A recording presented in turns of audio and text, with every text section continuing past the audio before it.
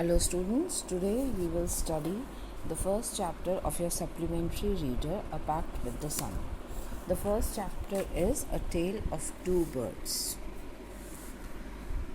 Now it happened someday that a mother bird with her two newborn babies lived in a forest.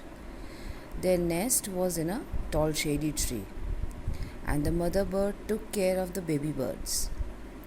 One day, a stormy wind blew down the tall tree, and a heavy branch hit the nest. It killed the mother bird. The wind blew the baby birds away. One of them came down near a cave, and a gang of robbers lived there. And the other bird came down outside a rishi's ashram.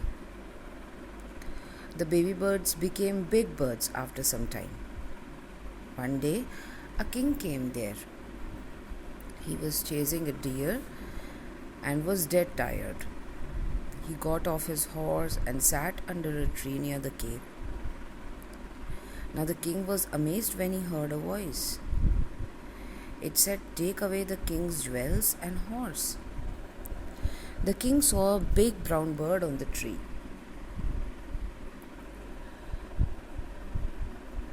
This bird looked just like the other bird outside the cave. The bird told the king that the other bird was his brother. He had made friends with robbers and talked like them. So the rishi came there at that time, and he invited the king into his ashram to rest and share his food. And the king then told the rishi about the difference in the behavior of both the birds. The rishi said that it was the result of the company that the two birds had. This is in short a gist of this chapter. Now, as you can see,